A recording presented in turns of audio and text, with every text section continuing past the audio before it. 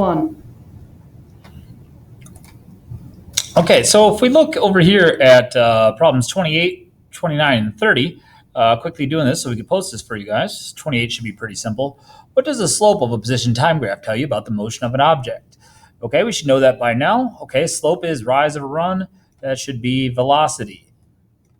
What the slope is. Okay, if we look at any section of a graph, we have a position time graph here.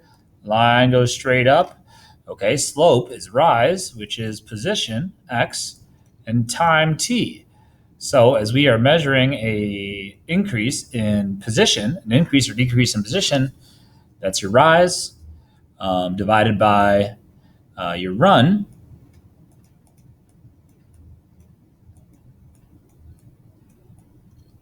If this is our graph, the rise is your change in position, and the run is the amount of time that went by. And we know that that's equal to velocity. Okay, 29 says, what does the position time graph look like for an object moving with a constant velocity?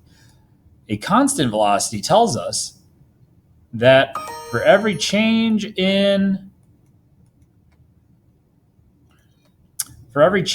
x, for every increase in position, for every second we go forward in time, or every 5 seconds we go forward in time, we are going up the same amount here.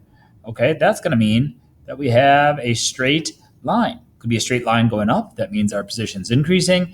Could have a straight line going down. That means our position is decreasing at regular intervals. For every second we move over, we go down the same amount. Over just as much, down the same amount. That will always create a straight line. Okay, moving right along to number 30. That tells us that tennis player moves back and forth along the baseline while waiting for opponent to serve, producing the position time graph in the figure. Without performing a calculation, rank the segments of the graph A, B, and C in order of increasing average speed. Okay, speed, we're again looking at slope here. But speed, it doesn't matter if it's going up or down. Section B is clearly the steepest. Section C is clearly the least steep. So increasing average speed, we're going to start with the least inclined and go to the most inclined. So our order there would be C, then A, then B, in order of increasing steepness. Then section B, rank the 3 segments of the graph in order of increasing average velocity from the most negative to the most positive. Since now we're talking about velocity, that's taking, whether it's going up or down into account. So the most negative to the most positive. The most negative is going to be A, is in the negative direction and very steep. Okay, C is also in the negative direction. It's going down, but not nearly as steep. And then B is going upwards. So our order there would be A, C, B.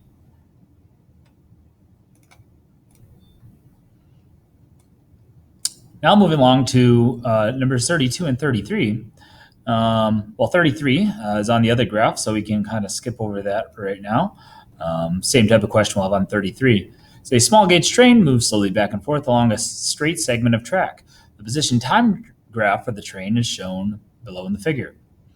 A, during which portion of its motion, A, B, or C, does the train have the smallest speed? So small speed would means the least amount of, the least steepness.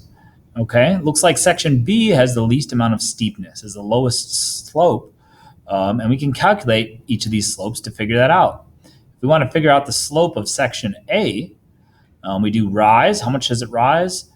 Goes up from -3 to 1, so it rises 4, and a run of it goes across 2, so 4 over 2. So 2 is our velocity there. In section B, our rise, it goes from 1 down to -2. So it changes -3, and its run is across 2 seconds, -3 over 2. Okay. So -1.5 for that second section, section B, 2 meters per section for section A. Then for section C, our rise goes from -2 to +5, so it's going to be 7 over a time interval of 3. So 7 divided by 3, so that's 2.3 repeating meters per second. So we have three different velocities there. Section A, velocity of 2 meters per second. Section B, negative 1.5 meters per second. And section C, which has a velocity of 2.3 meters per second. Okay. Then it says, what is the smallest speed? The small speed, obviously, 1.5. The negative doesn't matter. Okay. A question that I might ask is, what is the average velocity for the entire thing? The average velocity, so if I add a section C here to this question, asking what is the average velocity for the entire interval? And we could say from 0 to 7 seconds. Okay, average velocity, we know, is always equal to delta x divided by t. Okay, delta x divided by t. Delta x, anytime it's a change in, is x final minus x initial. And divide that by time. Okay, x final minus x initial. Now the final, that's at the end of the time interval we're talking about. So we're talking about the time interval from 0 to 7 seconds. So at 7 seconds, that's right here, what is our position? Our position is 5. Okay, so plugging in values here.